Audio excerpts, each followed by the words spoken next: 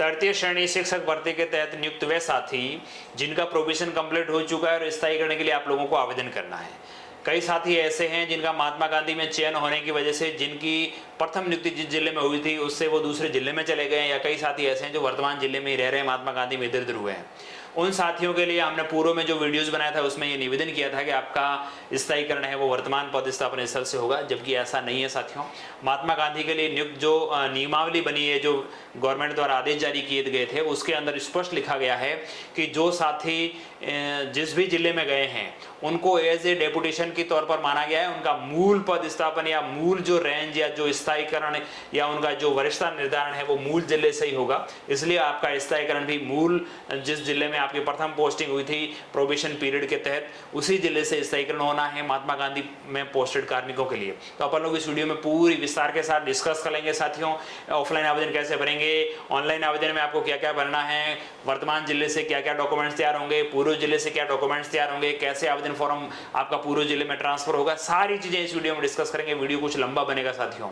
इसमें अपन लोग जो भी डाउट्स है वो क्लियर करने का प्रयास करेंगे। मैं गजेंद्र विष्णु एक बार पुनः आप सभी का हार्दिक स्वागत करते हुए नई वीडियो की शुरुआत करने जा रहा हूं साथियों। आप चैनल पे नए हैं, सब्सक्राइब अवश्य कर लीजिएगा। चलिए, सबसे पहले आप लोग जैसे ही स्थायीकरण आवेदन फॉर्म के लिए आप अपना पोर्टल खोलते हैं स्टाफ लॉगिन से, तो यहाँ फॉर्म्स के अंदर एप्लीकेशन फॉर्म और सर्विस में इसमें फॉर्म में आएगा। यहाँ पे आप लोग कंफर्मेशन फॉर्म वाले इस पे क्लिक करते हैं। इस पे क्लिक करते ही आपके संबंध में सारी डिटेल्स आती है। कई साथियों के कमेंट्स आ रहे हैं इसके संबंध में, बहुत सारे कंफ्यूजन है साथियों। सबसे पहला कंफ्यूजन होता है नियुक्ति अधिकारी का। हमारा नियुक्ति अधिकारी कौन, किसे सेलेक्ट किया जाए, डीओ को, बीडीओ को? तो साथियों बताना चाहूंगा तृतीय श्रेणी शिक्षक भर्ती के तहत क्या होता है। आरएसएनसीबी बोर्ड द्वारा एग्जाम करवाया गया, उसके बाद हमें जिले अलॉट हुए, डॉक्यूमेंट चेकिंग हुए, उसके बाद क्या हुआ साथियों, जिला परिषद के माध्यम से अनुमोदन हुआ और वो अपना आवेदन फॉर्म बीडीओ के पास आया। बीडीओ ने नियुक्ति आदेश जारी किया गया। आपका नियुक्ति आदेश जारी वो बीडीओ के थ्रू हुआ है, तो हम लोगों को विकास अधिकारी यहाँ पे सेलेक्ट करना है साथियों। तृतीय श्रेणी शिक्षक भर्ती में हो या सेकंड ग्रेड भर्ती हो तो उसके संयुक्त निदेशक होते हैं, फर्स्ट ग्रेड के लिए निदेशालय से ऑर्डर जारी होता है। तो हम लोगों को इसमें विकास अधिकारी ही सिलेक्ट करना है। उसके बाद अगला ऑप्शन क्या आएगा साथियों, जिले का चयन करें। यहाँ पे आपको जिला साथियों वो भरना है जिस जिले में आपकी प्रथम पोस्टिंग हुई। कई ये हम लोग महात्मा गांधी को ध्यान में रखते हुए इस वीडियोस को बना रहे हैं साथियों। तो महात्मा गांधी के तहत जो भी साथी नियुक्त हैं इंग्लिश मीडियम विद्यालयों के अंदर, वो क्या हुए हैं, कई एक जिले से दूसरे जिले में चले गए हैं। तो आपको यहाँ पे जिला वो बनना है जब आपकी प्रथम पोस्टिंग हुई। प्रथम पोस्टिंग आपकी जिस जिले में हुई वो आपको जिला यहाँ भरना है, और ब्लॉक का चयन आपको उस ब्लॉक का चयन करना है जिसमें आपका नियुक्ति अधिकारी द्वारा नियुक्ति आदेश जारी किया गया। आपकी प्रथम पोस्टिंग जिस ब्लॉक में हुई, अंडर प्रोबेशन रहते हुए आपकी प्रोबेशन में जो पोस्टिंग रही है उस ब्लॉक का आपको चयन करना है, न कि वर्तमान ब्लॉक। एक बार पुनः बता दूं आपको, जिला प्रथम नियुक्ति जो हुई वो जिला रखना है, ब्लॉक भी प्रथम नियुक्ति वाला आपको ब्लॉक सेलेक्ट करना है। अब अपन चर्चा कर लेते हैं ये क्यों करना है, इसके पीछे रीजन क्या है। तो साथियों ये महात्मा गांधी स्कूलों में जब पदस्थापन के लिए ऑर्डर जारी हुए तो ये निदेशालय, संयुक्त निदेशालय पाली मंडल द्वारा सेकंड ग्रेड हो या थर्ड ग्रेड होते, थर्ड ग्रेड साथियों के लिए संबंधित जिले द्वारा नियुक्ति आदेश जारी किए गए, और फर्स्ट ग्रेड के लिए निदेशालय द्वारा और सेकंड ग्रेड के लिए जेडी कार्यालय द्वारा। तो इसके अंदर साथियों 7 नंबर पॉइंट जो लिखा है उसमें देखिए क्या लिखा है, ऐसे पदों में जहां वरिष्ठता संभाग से संधारित हो रही है, जिले से हो रही है, तो परीक्षाधीन प्रशिक्षणार्थी या परीक्षाधीन व्यक्ति अंग्रेजी माध्यम विद्यालय में चयन के पश्चात अन्य संभाग या जिले में पदस्थापित है, वहां परीक्षा काल के सफलतापूर्वक समाप्त होने के पश्चात स्थायीकरण उस मूल संभाग या मूल जिले से अंग्रेजी माध्यम विद्यालय में पदस्थापित होने से पूर्व उसकी वरिष्ठता का संधारण होगा। ये वहां का ऑर्डर है। उसके बाद इन्होंने ये जो नियम बताए हैं 2023 वाला, इसको भी अपन थोड़ा देख लेते हैं। ये जो ऑर्डर जारी हुआ था कब, 29 जून 2025 को निदेशालय द्वारा आपको पदस्थापन के लिए, उसमें भी ये लिखा गया साथियों। देखिए इसके अंदर पॉइंट नंबर 6 में ये सेम चीज बात बताई गई है। ऐसे पदों के मामले में जहां वरिष्ठता रेंज या जिला स्तर पर संधारित है, थर्ड ग्रेड शिक्षक की वरिष्ठता है वो जिला स्तर पर होती है और सेकंड ग्रेड की होती है वो रेंज स्तर पर, और परीक्षाधीन प्रशिक्षणार्थी या परीक्षाधीन व्यक्ति अंग्रेजी माध्यम विद्यालय में चयन के पश्चात अन्य रेंज या अन्य जिले, हम लोग अन्य जिले में गए हैं, पदस्थापित हैं, जहां अंग्रेजी माध्यम विद्यालय में पदस्थापित होने से पूर्व उनकी वरिष्ठता संधारित है। यानी आपका परीक्षा काल पूर्ण होने पर आपका स्थायीकरण कहां से होगा, जहां पर आपकी पूर्व में वरिष्ठता का संधारण है वहां के पूर्व नियुक्ति प्राधिकारी द्वारा किया जाएगा। ऐसे कार्मिकों को हिंदी माध्यम विद्यालयों में प्रतिवर्तन के उपरांत पदस्थापन के लिए पूर्व नियुक्त प्राधिकारी को सुपुर्द किया जाएगा। यानी आपका ये 3 साल के लिए पदस्थापन हुआ है, 3 साल के बाद इसको गवर्नमेंट आगे नहीं बढ़ाती है तो आपको वापस उसी मूल जिले के अंदर भेज दिया जाएगा और हिंदी माध्यम में पदस्थापित कर दिया जाएगा। इसके संबंध में ये जो 23 का जो नियम बने हैं महात्मा गांधी स्कूल में पदस्थापन के लिए, इसके लिए साथियों आप लोग देखेंगे तो इसमें सेवा और अन्य शर्तों के 14वां जो नियम है, इसका नियम नंबर आप लोग देखें ये वाला या ये वाला पढ़ें। इसमें आप सभी में ये एक ही चीज लिखी गई है, जैसे ही अंग्रेजी माध्यम विद्यालय में चयन पश्चात पदस्थापित कार्मिक का मूल स्वर्ग में किसी उच्चतर पद पर पदोन्नत किया जाता है तो उसे पदोन्नति का पदस्थापन के लिए परिवर्तित समझा जाएगा। यानी इसमें यह भी लिखा गया है कि आपका यदि प्रमोशन भी होता है तो प्रमोशन भी वहां से होगा जहां आप मूल पदस्थापित थे, जहां आपकी मूल पोस्टिंग थी वहीं से आपका प्रमोशन भी होगा। अब देखें 14 नंबर का जो 8वां नियम है, आप लोग इसमें आगे बढ़ेंगे तो यहाँ पे जो 8 नंबर का लिखा है इसमें लेकिन ऐसे पदों के मामले में जहां वरिष्ठता रेंज या जिला स्तर पर संधारित है और परीक्षाधीन प्रशिक्षणार्थी या परीक्षाधीन व्यक्ति अंग्रेजी माध्यम विद्यालय में चयन के पश्चात अन्य रेंज या जिले में पदस्थापित है, वहां परीक्षा काल के सफलतापूर्वक समाप्त होने के पश्चात स्थायीकरण उस मूल रेंज या मूल जिले जहां अंग्रेजी माध्यम विद्यालय में पद स्थापित होने से पूर्व उसकी वरिष्ठता संधारित है कि पूर्व नियुक्ति प्राधिकारी द्वारा किया जाएगा। ये स्पष्ट साथियों हमने नियम भी देख लिया, आपका नियुक्ति आदेश भी आप देख सकते हैं, उसके अंदर ये स्पष्ट लिखा गया है कि जो मूल आपका जिला या रेंज है वहीं से आपका स्थायीकरण होगा, आपकी वरिष्ठता का निर्धारण भी वहीं से होगा। ये चीजें जानने के बाद अपन वापस इस आवेदन फॉर्म पे आते हैं। यहाँ पे आप लोग साथियों देखेंगे हमने वो जिला ब्लॉक सेलेक्ट कर लिया, उसके बाद मेरिट नंबर वगैरह। यहाँ पे एक बार आपको स्पष्ट और बता देना चाहूंगा, कई साथी ऐसे होंगे जिनके इसके अंदर जो आपको डाटा दिख रहा है प्रीफिल्ड, उसमें यदि कोई चेंजेबल हो, कहीं कोई सुधार अपेक्षित हो तो वहां साथियों आप लोग प्रपत्र 10 को अपडेट करिएगा। प्रपत्र 10 को अपडेट करने के बाद आप यहाँ पे चेंजेस पाएंगे। नियुक्ति आदेश क्रमांक, यहाँ पे नियुक्ति आदेश क्रमांक आपको बीडीओ द्वारा जो आदेश जारी हुआ है उस बीडीओ के आदेश के अंदर जो आदेश क्रमांक लिखे हैं, कई साथी ये कहते हैं कि हमें आदेश क्रमांक शॉर्ट में लिखना है या फुल में लिखना है, जैसा भी आपको ठीक लगे, जैसा इसके अंदर आ सके वैसा आप लोग लिख सकते हैं। वो आदेश कब जारी हुआ, आपकी नियुक्ति डेट क्या रही, वो डेट आप लोग यहाँ पे डालेंगे। यदि मध्याह्न पूर्व आपका पदस्थापन हुआ है तो मध्याह्न पूर्व है तो उसी सेम डेट में आपका स्थायीकरण होगा, और यदि आपने मध्याह्न पश्चात ज्वाइन किया है तो अगली डेट में आपका स्थायीकरण डेट आपको सेलेक्ट करनी है। यहाँ पे एनआईसी आईडी उन्हीं को भरनी है जो साथियों मॉडल स्कूलों में लगे हुए हैं। अपने शायद ही ऐसा कोई साथी होगा जिनको एनआईसी आईडी भरने की जरूरत पड़ेगी। अब देखेंगे आप लोग आगे का ऑप्शन आता है 14 नंबर, इसके अंदर आपको रिजल्ट भरना है। कई साथी ऐसे भी मैसेज कर रहे हैं कि सर हमारे तो उस समय छात्र भी नहीं थे या मैंने बोर्ड क्लासेस को नहीं पढ़ाया है, तो इसके अंदर क्लास 5वीं 8वीं 10वीं या 12वीं इनमें से आपने किसी भी बोर्ड क्लास को पढ़ाया है और वहां बच्चों की संख्या रही है, उनका रिजल्ट आपको भरना है। अन्यथा देखिए इनके साथ क्या हुआ, 23-24 में 5वीं क्लास में ये हिंदी इनको अलॉट हो रखी थी, लेकिन ये स्कूल नहीं थी या उस स्कूल के अंदर नामांकन कम होने की वजह से बच्चे नहीं थे तो उनकी छात्र संख्या 0 थी, इसलिए रिजल्ट भी 0% रहना है। यदि एक छात्र था और वो यदि फेल हो चुका 0% रहेगा, और यदि छात्र ही 0 हैं तो रिजल्ट भी 0% रहेगा, कोई इश्यू नहीं। उसके बाद ये वाला जो ऑप्शन आ रहा है साथियों यहाँ पे देखेंगे आप लोग 16 नंबर ऑप्शन है, उसमें देखिएगा आपका पद स्थापन कहाँ रहा। इन साथी का 2 जगह पद स्थापन रहा, पहले गवर्नमेंट प्राइमरी स्कूल फला जिस भी जिले में थी, यहाँ पे आपको जो पद स्थापना का प्रकार है वो डायरेक्ट जिला परिषद सेलेक्ट रखना है पहली भर्ती के अंदर। जब आपका जो प्रथम विवरण है, सेवा विवरण जो आपका प्रपत्र 10 में है, वहां पे आपको जो प्रथम आपका रहा है उसे आप डायरेक्ट जिला परिषद या डायरेक्ट नॉन आरपीएस से भी भर सकते हैं, कोई इशू नहीं। उसके बाद वर्तमान के अंदर ये साथी महात्मा गांधी विद्यालय में पोस्टेड हैं, वो कब से हैं, 1 जुलाई 2025 से और कंटिन्यूस है। यहाँ पे आप लोग इसको सेलेक्ट करेंगे एडजस्टमेंट थ्रू इंटरव्यू और एग्जाम। आप लोगों का एडजस्टमेंट हुआ है इंटरव्यू या एग्जाम के थ्रू आप आए हैं तो आप लोगों को ये वाला कारण रखना है। यहाँ कई साथी डायरेक्ट कर रहे हैं, कई साथी ट्रांसफर कर रहे हैं, ये आपका ट्रांसफर नहीं है, आपका एडजस्टमेंट हुआ है इंटरव्यू या एग्जाम के थ्रू। महात्मा गांधी के लिए आपने एग्जाम दिया था उसके थ्रू हुआ है, तो आप लोग इसको ठीक कर लीजिएगा। ये सारी चीजें प्रपत्र 10 के सेवा विवरण से ही अपडेटेबल है, बाकी कहीं से अपडेटेबल नहीं है। ये करने के बाद आगे आपको 16 नंबर पॉइंट के अंदर अवकाश का विवरण भरना है। आपने जितने भी प्रकार के अवकाश लिए हैं, 17 नंबर में आपने जितने भी प्रकार के अवकाश लिए हैं, आकस्मिक अवकाश को छोड़कर अन्य तरह के अवकाश हैं आपके पास, तो आपको उसके संबंध में सेक्शन ऑर्डर या जो आपका स्वीकृति आदेश है उसकी पीडीएफ अपलोड करनी होगी। और आकस्मिक अवकाश के अंदर आपको किसी प्रकार के डॉक्यूमेंट अपलोड करने की आवश्यकता नहीं रहेगी। आपको आकस्मिक अवकाश और जितने भी अवकाश लिए उनका विवरण भरना है। आकस्मिक अवकाश के संबंध में कई साथियों को कंफ्यूजन है, या एक ऐसा ऑर्डर है जिसके अंदर लिखा गया है कि 1 जुलाई से लेकर 30 जून तक हम लोगों को सीएल दे होती है 15, लेकिन जब साथियों आप ऑनलाइन आवेदन फॉर्म के अंदर इसकी एंट्री करते हैं तब जाकर के आपको एक पैसों पे इसमें फंसना पड़ता है कि हम लोगों ने जब जुलाई से लेकर जून तक CL ली है उसमें कुछ अलग आ रहा है और यहाँ ऑनलाइन भर पा रहे हैं इसमें कुछ अलग आ रहा है। आपको प्रथम वर्ष और द्वितीय वर्ष इसके अनुसार CL के विवरण को भरना है। कई साथी ऐसे होंगे जिनकी प्रथम वर्ष या द्वितीय वर्ष में 15 से ज़्यादा CL यदि हो गई है तो उस जितना टाइम ज़्यादा हुआ है उसको आपको अवैतनिक अवकाश के अंदर कन्वर्ट करवाना होगा, उसका सेक्शन आपको जिला शिक्षा अधिकारी कार्यालय से करवाना होगा। तो आप लोग जितने भी CL या जितने भी प्रकार के अवकाश लिए हैं तो आप लोगों को उसका विवरण भरते हुए एक एक को इंडिविजुअली सेव करना होगा।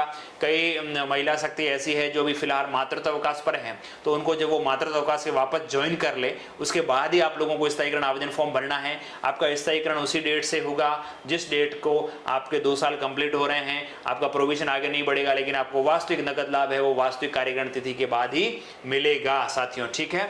और इसके संबंध में असाधारण अवकाश यदि आपने 30 दिवस तक लिए हैं, 30 दिन से कम है, तब तो आपका जिला शिक्षा अधिकारी से सेक्शन हो जाएंगे और आपका प्रोविजन आगे नहीं बढ़ेगा। और आपके CL के अलावा अन्य प्रकार के यदि 30 दिवस से ज्यादा के अवकाश है तो आपको निदेशालय लेवल से सेक्शन करवाने होंगे और जितने दिन आपके अवकाश है उतने दिन का प्रोविजन आपका आगे बढ़ेगा। ये स्पष्ट नियम है साथियों।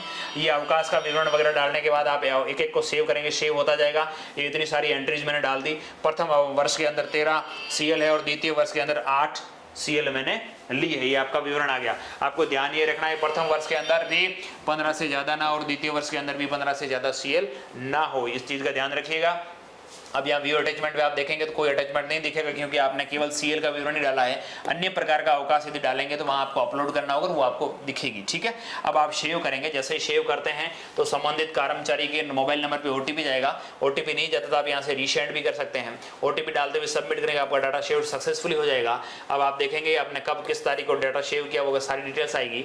आप इसको ऊपर जाएंगे तो यहाँ व्यूज का ऑप्शन आएगा, इस व्यू पे क्लिक करेंगे तो आपको PDF फॉर्म की निकल जाएगी। आप इसे PDF को प्रिंट कर लेंगे, प्रिंट करते हुए अपने पास रख सकते हैं। अब आगे का ऑप्शन आता है कि हमने फॉर्म भर दिया और जो स्कूल है, जो आपकी महात्मा गांधी स्कूल है वो एक as a senior secondary school मानी जाती है। तो चाहे प्राइमरी स्कूल लेवल तक की है, 6ठी 7वीं क्लास तक चल रही है, लेकिन वो माध्यमिक सेटअप में मानी जाती है।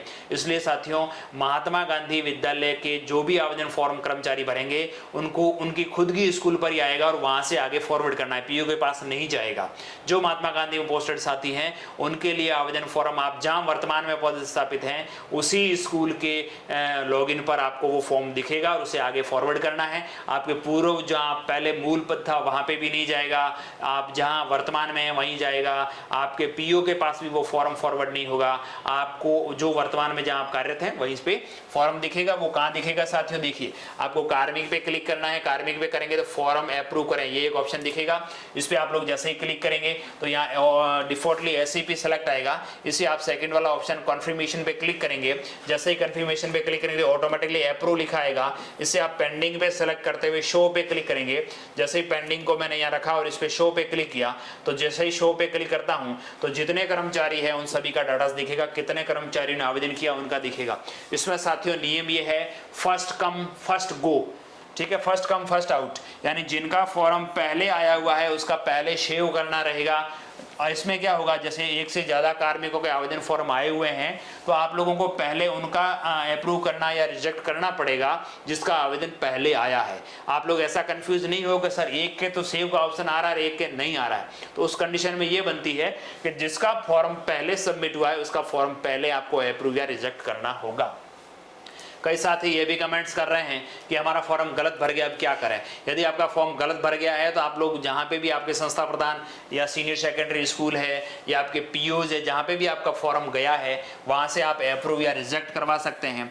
आप यदि उसको रिजेक्ट करवाना चाहें, वापस लाना चाहें तो रिजेक्ट करेंगे और इसको पास करना चाहें तो अप्रूव करवाएंगे। अप्रूव करवाने से पहले आपको यहाँ पे एक PDF फाइल अपलोड करनी है। PDF फाइल में आप क्या क्या अपलोड करिएगा, आपको ऑफलाइन आवेदन फॉर्म अपलोड करना है, उसके साथ ही आपका जो नियुक्ति आदेश आया वो आदेश, उसके साथ आपने जो कार्यकरण किया उसकी पालना रिपोर्ट।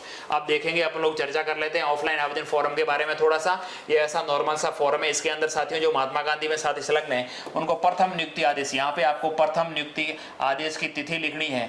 प्रथम नियुक्ति की तिथि आपके प्रथम ज्वाइनिंग डेट लिखोगे। प्रथम नियुक्ति आदेश के समय पद स्थापन स्थान, यहाँ पे आपको पहले जब आपकी ज्वाइनिंग हुई उस समय के स्कूल का नाम लिखना है। वर्तमान पद स्थापना, वर्तमान आप महात्मा गांधी में कौन से स्कूल वो लिखेंगे और वर्तमान वर्तमान स्कूल में आपकी कार्यकारिणी तिथि क्या है वो आप लोग लिखेंगे। पदस्थापन का प्रकार सीधी भर्ती आ जाएगा।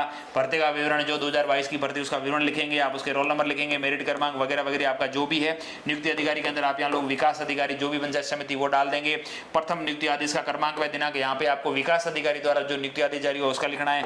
आपका स्थायी पता और पिन कोड मोबाइल नंबर ये डालते हुए फॉर्म को आगे बढ़ाना है। इसके अंदर साथियों वेतन भुगतान संबंधी प्रमाण पत्र ये आएगा। इसको 2 जगह से तैयार करवाना रहेगा। आपका जो पहले महात्मा गांधी में संरक्षण हो उससे पहले आप जहाँ थे, जो आपके आहरण वितरण अधिकारी थे, उनसे इस आदेश को जारी करवाना है और लिखवाना है कि दिनांक से दिनांक तक कब तक आप कर रहे थे, वो डेट यहाँ पे डाल देंगे, कौन से स्कूल में लगे, कौन से पद पर रहे, सारी चीजें आपको लिखनी है और आहरण वितरण अधिकारी से साइन करवाने हैं। उसके बाद आकस्मिक अवकाश का विवरण है आपका सेवा काल के प्रथम वर्ष में द्वितीय वर्ष में, ये भी दोनों स्कूलों से तैयार होगा क्योंकि आप 2 जगह पे रहे हैं तो आप दोनों जगह से इस चीजों को तैयार करवा लीजिएगा। उसके बाद अन्य तरह के अवकाश हैं, ये भी आपको संस्था प्रदान का प्रमाण पत्र, ये भी आप लोगों को 2 जगह से, कई साथी क्या होगा साथियों, आपको ये 2 जगह प्रमाण पत्र नहीं देंगे। नहीं देने का रीजन ये होता है जहां पर सर्विस बुक होती है वहीं से दिया जाता है। हो सकता है आपको यहाँ पे डेट्स डाल दी जाए कि फला डेट से फला डेट तक का हम लोग ये कार्यालय अध्यक्ष प्रमाण पत्र जारी कर रहे हैं। उसके बाद सेवा संतुष्टि प्रमाण पत्र, ये सेवा संतुष्टि प्रमाण पत्र साथियों सर्विस बुक के आधार पर दिया जाता है। तो आप लोग वर्तमान में जहां पर है वहां से आप सेवा संतुष्टि प्रमाण पत्र जारी करवा लें। कहीं कहीं पर ये भी होगा कि वर्तमान जो पीओ है आपका जो नियंत्रण अधिकारी है वो ये कहेंगे कि यार हम इसको क्यों जारी करें, आप तो पहले तो वहां रहे थे, वहां की सेवा को हम संतुष्टि प्रमाण पत्र कैसे जारी कर दें। तो उनके लिए आपको ये बताना है कि सर हमारी सेवा पुस्तिका में यदि कोई गलत ऐसी कोई एंट्री है आप उसे देखिए और उसके अनुरूप आपको सेवा प्रमाण पत्र जारी करना है। तो यहाँ पे साथियों हो सके तो आप दोनों स्कूलों से यदि वो दे रहे हैं तो दोनों जगह से ला सकते हैं, एक जगह से दे रहे हैं तो एक जगह से ला सकते हैं। यहाँ पे साथियों कई सीनियर सेकेंडरी स्कूल से ऐसी होगी महात्मा गांधी जहां पर वो डीडीओ पावर उनके पास ही और प्रॉपर महात्मा गांधी स्कूल है उसके अंदर पदस्थापन हुआ, तब तो आपको कोई इशू नहीं, आप अपने स्कूल के संस्था प्रधान के साइन करवा सकते हैं। लेकिन कई स्कूल ऐसी हैं जिनके अंदर डीडीओ पावर नहीं है, 1-2 टीचर्स ही है, प्राइमरी स्कूल है या 7वीं 8वीं तक स्कूल है, उन साथियों की सर्विस बुक और वेतन का व्यवस्था के तहत उनका जो नियंत्रण है वो कहां पर हो रहा है, पीयू लेवल पर। लेकिन आपकी शाला दर्पण पर आप खुद ही इंडिविजुअल हैं, लेकिन आपका नियंत्रण या आपकी सर्विस बुक है वो साथियों किस द्वारा संधारित हो रही है, पीओज के द्वारा या यूसीओज के द्वारा। तो आप लोगों को पीओ या यूसीओ से ये चीजें प्रमाणित करवानी है जहां पर आपकी सर्विस बुक है। यदि आपकी सर्विस बुक आपकी महात्मा गांधी स्कूल प्रॉपर है वहां पर है तो वहां से करवा सकते हैं, कोई इशू नहीं।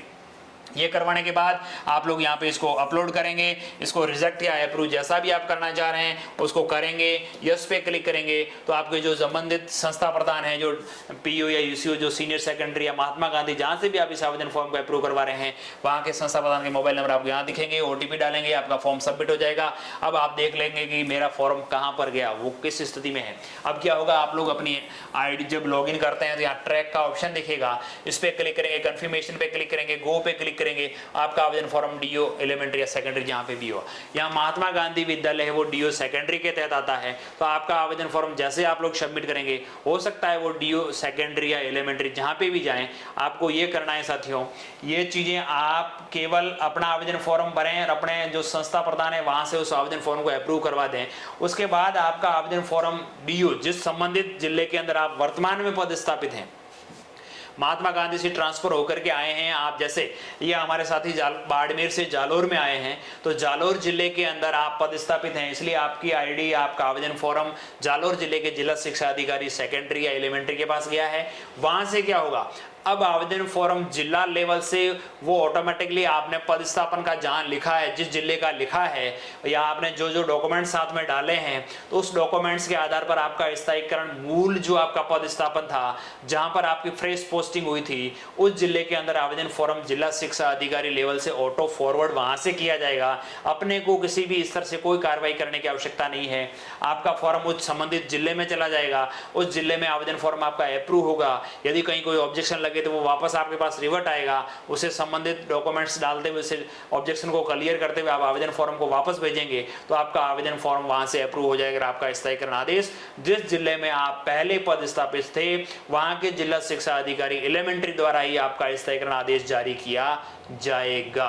ठीक है साथियों, मैंने आपको इस चीज को कंफ्यूजन को दूर करने का प्रयास किया है। फिर भी कई साथी ऐसे हो सकते हैं जिनको अभी भी कंफ्यूजन रहे, कमेंट करिएगा, रिप्लाई करने का प्रयास करेंगे। एक बार पुनः सभी साथियों का बहुत बहुत धन्यवाद।